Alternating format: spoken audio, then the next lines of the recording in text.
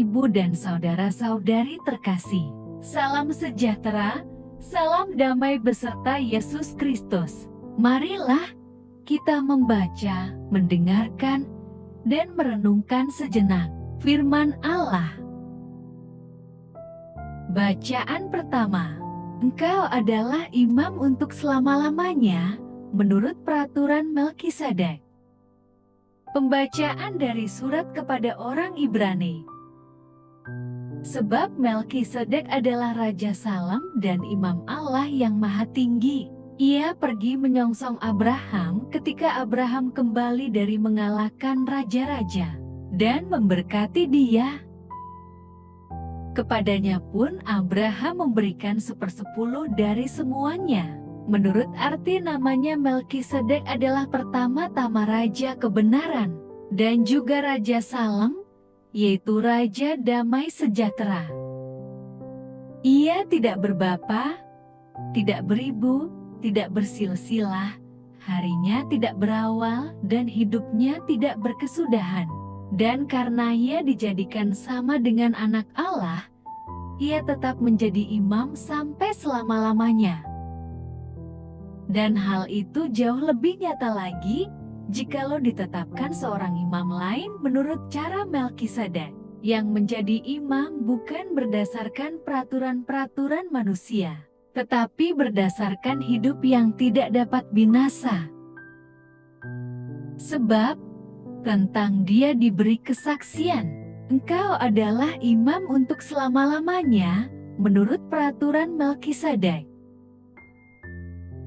Demikianlah sabda Tuhan.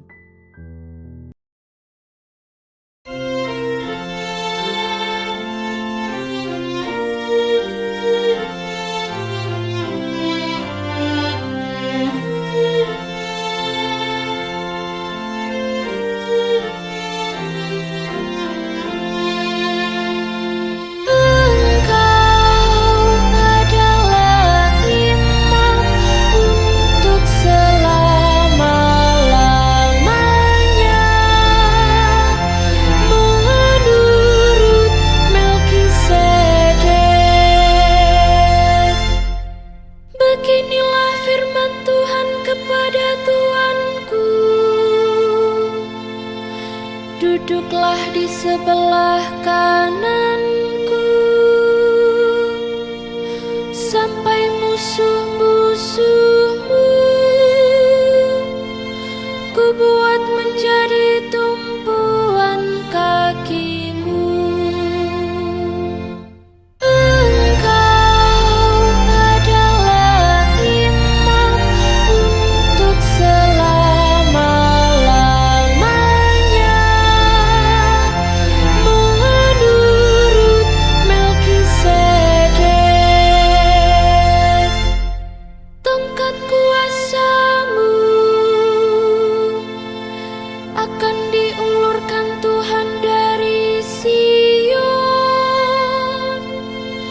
Berkuasalah engkau di antara musuhmu. Engkau adalah imam untuk selama-lamanya, menurut Melkisedek. Engkau meraja di atas gunung yang suci, sejak hari kelahiranmu, sejak dalam kandungan, sejak fajar masa mudamu.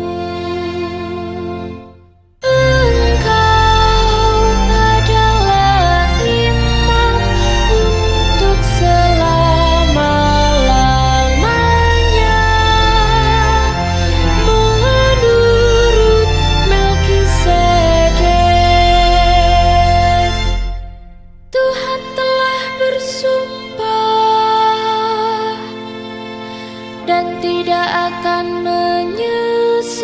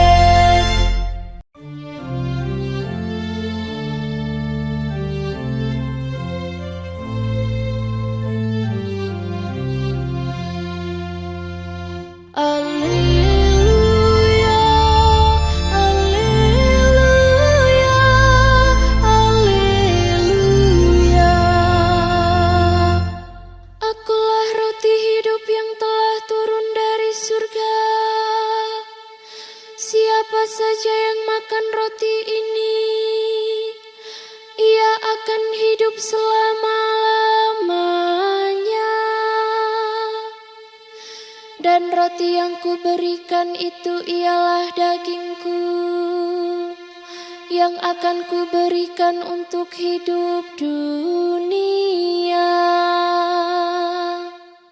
Alleluia, alleluia, alleluia. Tuhan bersamamu dan bersama rohmu. Manakah yang diperbolehkan pada hari Sabat? Berbuat baik atau berbuat jahat? Menyelamatkan nyawa orang atau membunuh orang? Inilah Injil suci menurut Markus. Kemudian Yesus masuk lagi ke rumah ibadat.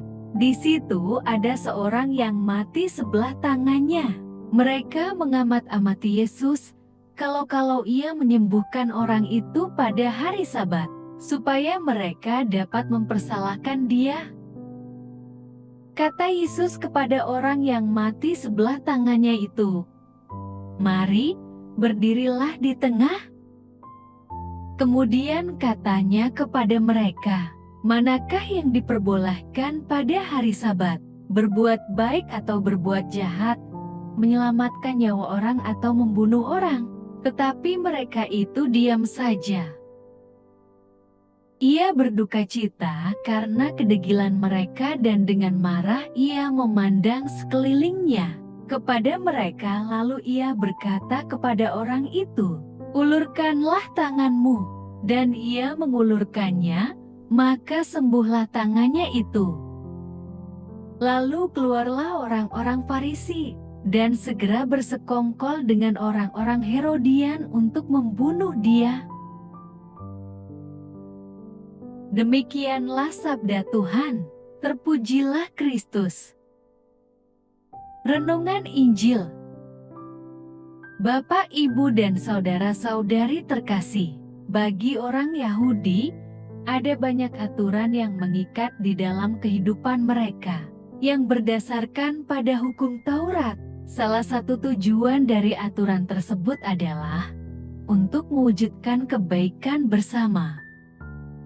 Pada perikop ini, kita melihat bagaimana orang-orang Farisi menggunakan hukum Taurat untuk menjebak Yesus. Ia diperhadapkan dengan salah satu hukum yang sangat sakral dalam hukum Taurat, yaitu Sabat. Di sini kehadiran kaum Farisi dalam rumah ibadat tidak memberikan dampak positif, karena mereka sedang bersiasat untuk membuat kegaduhan. Mereka mengamati Yesus dan menunggu kesempatan yang tepat untuk menyalahkan dan membunuh Yesus. Waktu yang ditunggu-tunggu pun tiba. Pada hari Sabat, Yesus berjumpa dengan seseorang yang sebelah tangannya lumpuh di rumah ibadat.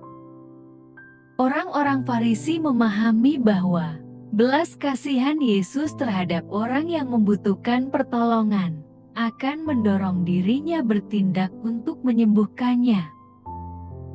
Bapak, Ibu, dan saudara-saudari yang terkasih, menyembuhkan orang menurut aturan Taurat dapat dikategorikan sebagai kerja. Yesus orang Nazaret tentu saja dapat dipersalahkan karena melanggar hukum Taurat. Bagi orang Farisi, itulah saat yang paling tepat untuk menangkap Yesus. Namun, Yesus menanggapi jebakan orang-orang Farisi secara cerdik. Ia menyembuhkan orang yang lumpuh sebelah tangannya dengan cara yang tidak dikategorikan sebagai kerja. Ia hanya meminta orang tersebut berdiri di tengah. Maksudnya, agar semua yang hadir dapat melihat keadaan orang tersebut dan memahami bahwa si lumpuh membutuhkan pertolongan. Pertanyaan Yesus kepada kaum Farisi bertujuan untuk meluruskan pemahaman mereka bahwa aturan keagamaan tidak boleh menghalang-halangi seseorang dalam berbuat baik. Bapak, Ibu, dan saudara-saudari terkasih dalam Kristus Yesus, iman Kristen tidak boleh hanya menjadi dogma yang tidak memberikan kontribusi yang baik dan bermanfaat dalam kehidupan pribadi maupun bersama. Iman semestinya berbuah dalam tindakan, sehingga dirasakan manfaatnya oleh masyarakat. Amin. Marilah berdoa. Allah Bapa, sumber pengharapan, Engkau telah mengikat perjanjian dengan semua orang melalui Yesus yang terurapi. Semoga kami selalu berpegang teguh pada Dia dan berkembang menjadi umat yang patuh setia. Dengan pengantaraan Yesus Kristus, Putra-Mu, Tuhan kami yang bersama Dikau dalam persatuan Roh Kudus, hidup dan berkuasa Allah sepanjang segala masa. Dalam nama Bapa, Putra, dan Roh Kudus. Amin. Terima kasih sudah mendengarkan dan merenungkan firman Allah. Jangan lupa subscribe dan jangan lupa juga aktifkan loncengnya. Terima kasih, Tuhan Yesus memberkati.